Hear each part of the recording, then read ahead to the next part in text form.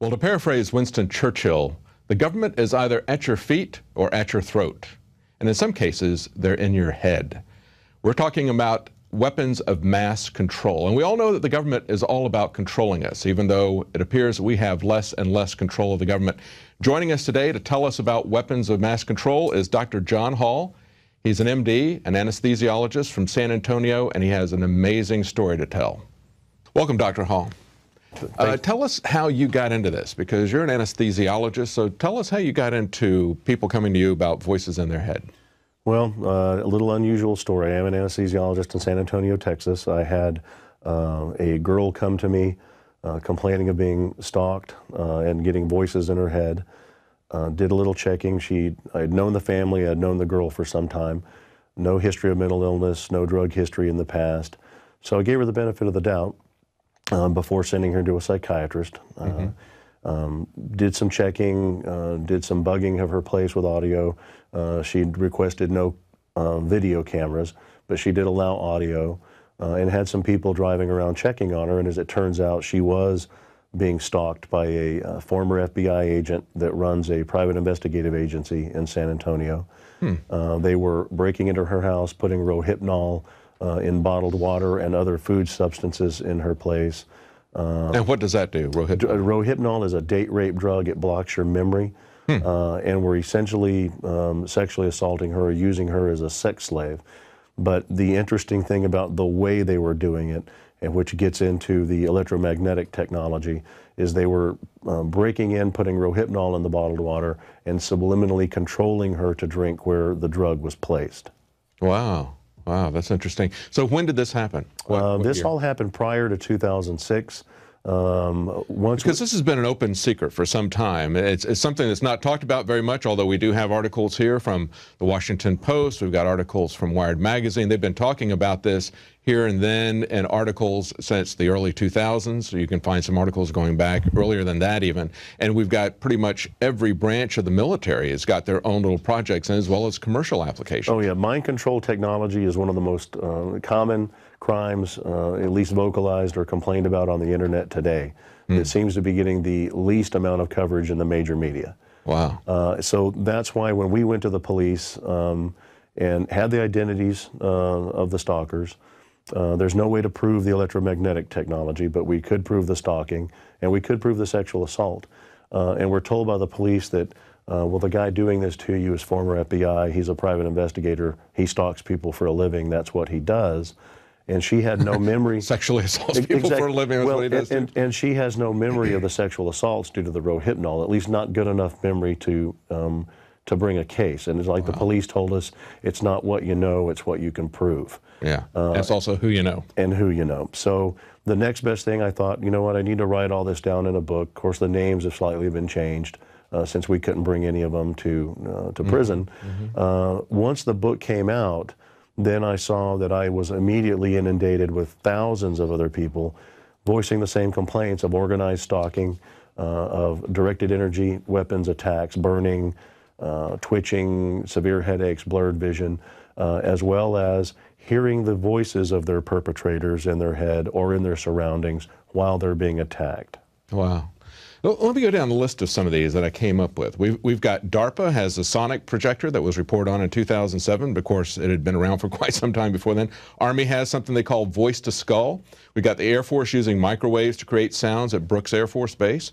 We've got the Marine Corps with their Medusa project. We've got the State Department, as reported by the Washington Post in 2005, working on voices implanted in people's heads. We've got a couple of companies, one that has patented something called hypersound. That's American Technologies. Has also got Holosonic Research Labs, also has a patented version. So the military-industrial complex has been all over this. When you see something this wide, this is not just one little research project from one organization. And this is something that 5, 10 years ago, it was being reported on in even mainstream press like the Washington Post, and yet nobody knows about this. Well, the people who follow the internet pretty closely, and certainly the victims of this technology, know about it. But you're right, there's been a lot of research done into how to put voices into one's head. It was found long ago that if you can put a voice into someone's head, you can do several things. If I put a voice that's foreign to your normal thought pattern in your head, that becomes harassment.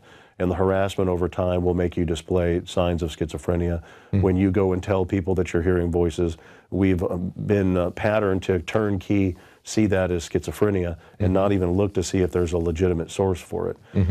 If I put a voice in your head that's in your voice, and if you pattern a thought, like I tell some of these victims, when you read a book, you're actually hearing your own voice in your head as you read. If I put that voice in your head, then that becomes a thought, and you'll act on those thoughts, and that's how they think that some of this is being used for subliminal control. Wow. I know that in some of these articles I was reading on the mid-2000s, they were talking about how they were using it as the voice of God, as the voice of Allah, because they figured that it was something that they could use. They thought that the people that they were going against that were Muslims were very religious, superstitious. And that was used in the field of battle. The voice of God weapon, which is actually called SQUAD, or Silent Sound Spread Spectrum, was used in the first Operation Desert Storm. That was one of those scenarios where 1,500 Iraqi soldiers disassembled their weapons, got to their knees, and surrendered to 150 Marines who didn't have enough slip ties to tie them all together, because, and this was admitted, that they used SQUAD to put the voice of Allah in their heads to tell them to surrender. Wow. Before that, in the mid to late 80s, 5 separate inmates from the Utah State Prison had written affidavits saying that they were put in solitary confinement and were experimented on with some type of electronic device that put voices in their head, and all of them claimed that they could tell the voices of the people doing the experimentation on them were responding back to their thoughts. Wow.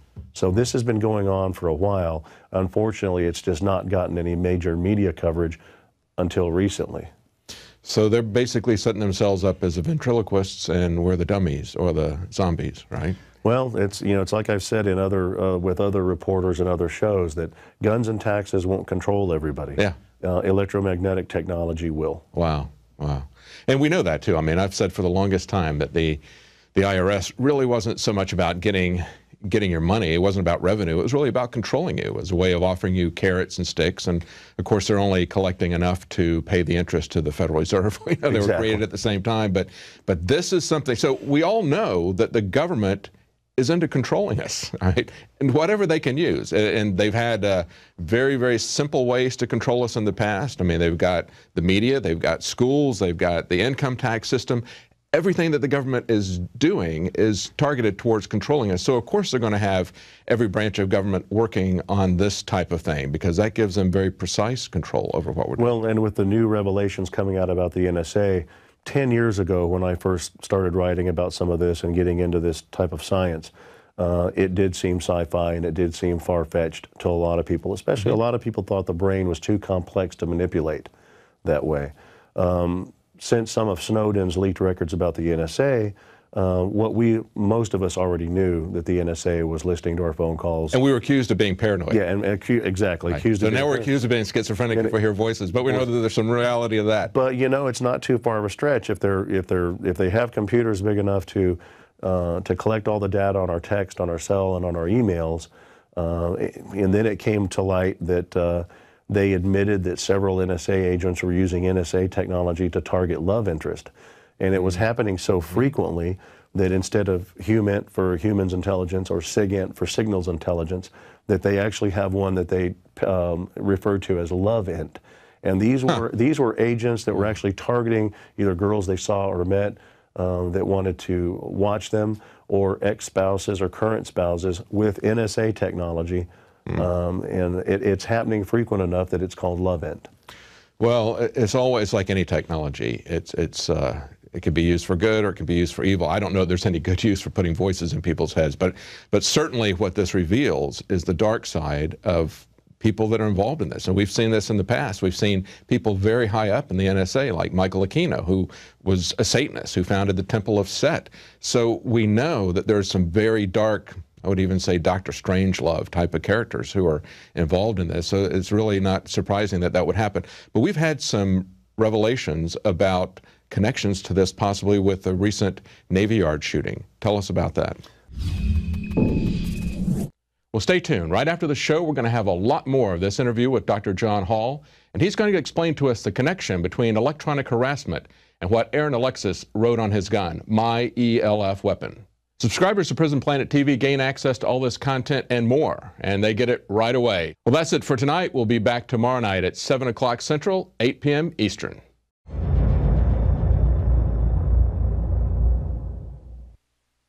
Now you can watch The Alex Jones Show live as it happens at Infowars.com/show. You'll find links to all of our content there and a free 15-day trial for Prison Planet TV.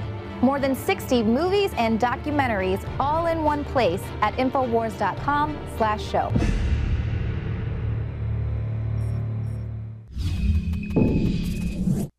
Well, welcome back. We've got the continuance of that interview with Dr. John Hall, and he's going to explain to us what was meant by my ELF weapon. And he's also going to go into a lot more detail about how people all over the country are being harassed electronically.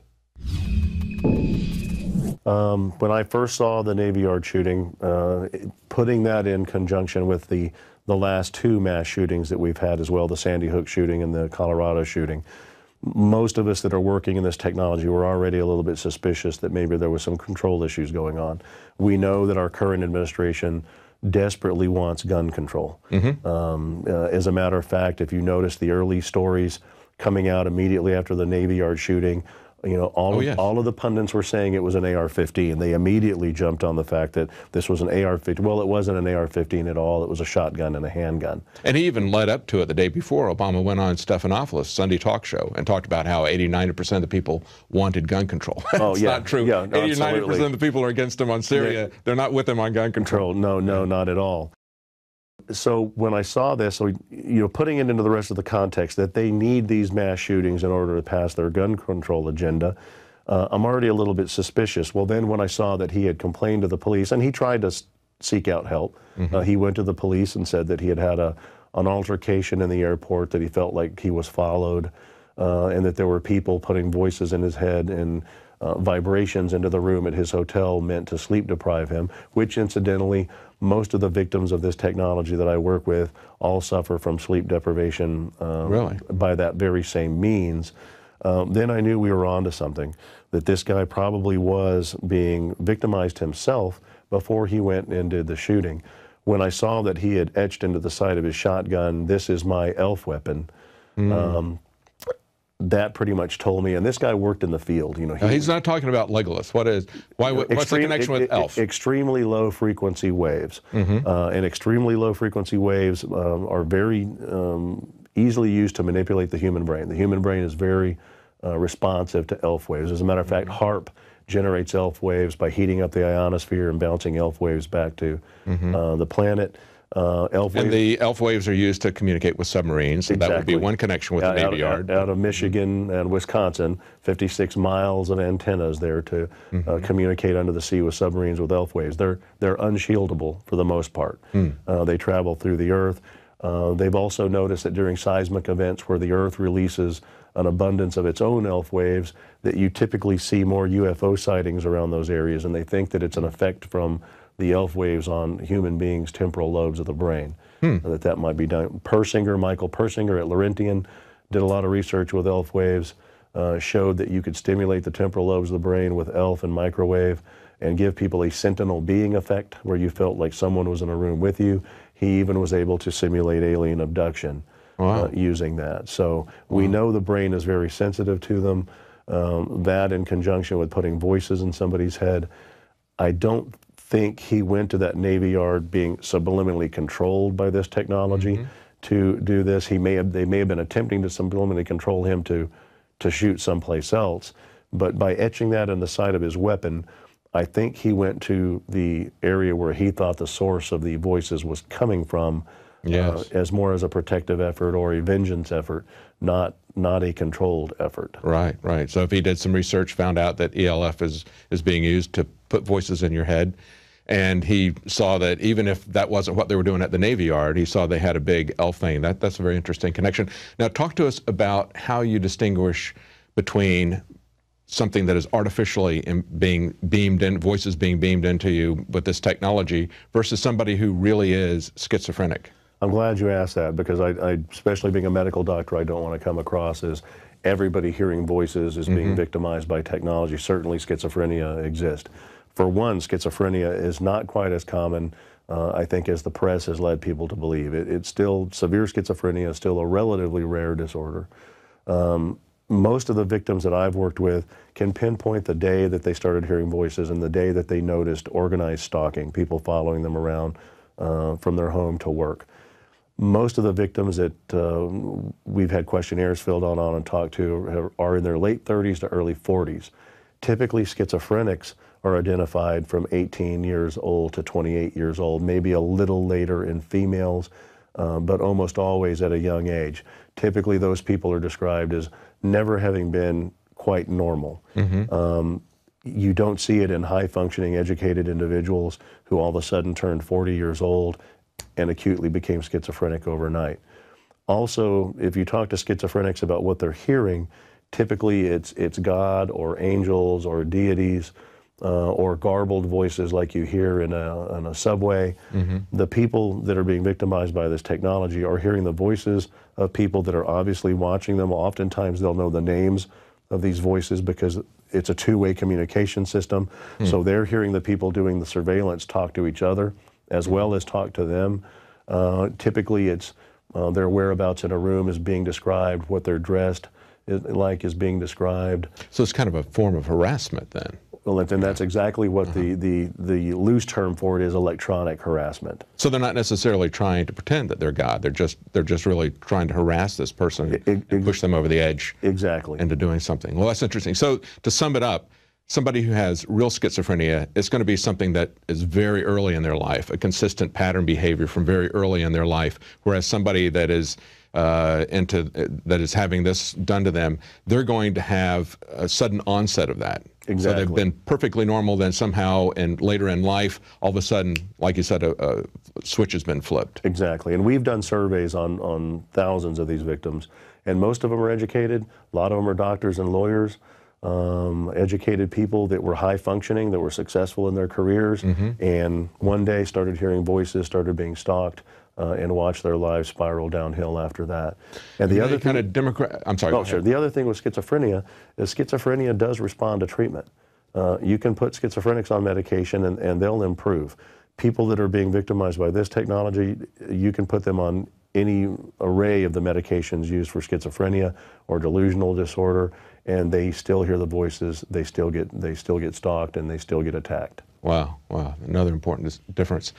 Now, have you done any kind of, you looked at them being typically professionals, that sort of thing. Have you done any kind of demographic information saying that there was some kind of a political affiliation with these people, or something where they maybe had security clearance? Because we've seen how the government is specifically targeting Tea Party groups and groups that they perceive as being hostile to them. Actually, demographics have been done through an organization called Freedom from Covert Surveillance and Harassment. That's one of many human rights organizations that have actually formed to handle the vast number of exponentially growing complaints of this kind of victimization. This is a growing thing. It's not getting better, it's getting worse. Freedom has done, Freedom from Covert Surveillance and Harassment has done surveys to get the demographics. It doesn't seem to have a gender bias, or a racial bias. It seems to be pretty equal between blacks and whites. It does seem to have a predominant female bias. 70% of the victims are female. Most of them are also voicing complaints of sexual assault. Right, yeah, that'll be the connection. The political bias we haven't seen. Matter of fact, most of the victims I've worked with are apolitical. Most of them aren't radicals. Are they people who have worked with the government in some way or might know something? I have had a number of whistleblowers that have come forward, several former NSA people, several National Reconnaissance Office people, that were whistleblowers that have come to me seeking advice on how to escape being targeted. So now you've written a book talking about how this all came. You basically talked about this case that brought you into this, as well as research that you've done, but you're also working on a movie as well. Yes, there was a screenplay written on a movie based on a true story, based on a new breed, Satellite Terrorism in America. And that's the name of your book? Yeah. Give us the name of your book again? New Breed, Satellite Terrorism in America. And where can people find that? Amazon, Barnes & Nobles, or at newbreedmovie.com. Okay, good. Good. All right, so you're doing a movie of this, and it's not a documentary, it's actually a dramatization, is that correct? No, we decided not to do a documentary, mainly because a documentary only attracts a certain number of people who want to come and watch that. And it doesn't matter how much fact you back up a documentary with, people are still going to walk away wondering whether it's true. Unfortunately, in today's society, people are more likely to believe a drama based on a true story, or plain fiction, than they are a documentary. So we wanted something that was going to be entertaining and educate at the same time. So we've chose to actually do it a drama based on a true story. Oh, that's really smart. That's important too. It's one of the things that we were looking at with the Operation Paul Revere. We understand that when you do a news broadcast, people need to know what's going on. It's kind of like an intelligence report. When you're going to wake people up, we found that a lot of people will look at all this. We don't have time in a news broadcast to go behind and document everything that leads up to this, like we're, even in an extended interview like this. So a documentary will wake a lot of people up. But we also know that more people, as you mentioned, are going to be affected by something that is a dramatization. They can identify with the people, and it seems more real to them than if you carefully document everything in a news report or an article or a documentary. If they see a fictionalized report, it's a very powerful thing. Yeah, exactly, and that's why we kind of went for that genre. Everybody wants to go see a good movie. Only the believers are going to come see a documentary. That's right, that's true. So as you wake people up, what would you like to see happen to stop this? What most of the victims want to see is a congressional hearing to get to the legitimate truth from the CIA and the NSA of exactly what the technology is they're being experimented. Something like the Church Committee hearings. Or the Rockefeller Commission, exactly. That didn't actually stop MKUltra. That's right. The Freedom of Information stopped, but obviously the research went on. But most of these victims are just looking for validation. And that's one of the things that my book has done. At least there's one physician that believes them that they are being victimized by technology and being experimented on. We're also looking for legislation to change in this country that makes it illegal to experiment on you without your consent. Believe it or not, the common rule, our current legislation, doesn't protect the public from experimentation on them by the government. John Glenn tried to pass that legislation years ago and was shot down in Congress. I spoke at the Bioethics Commission that Obama appointed when we had to apologize to the Guatemalans for experimenting on them.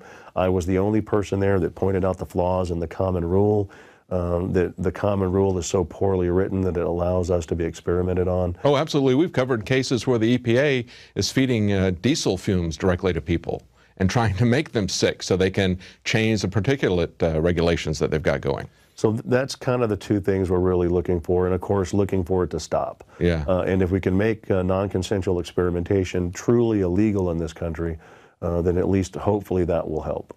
Well, thank you so much, Dr. Hall, for joining us. Thank you for sharing that with everyone and bringing this out in the open.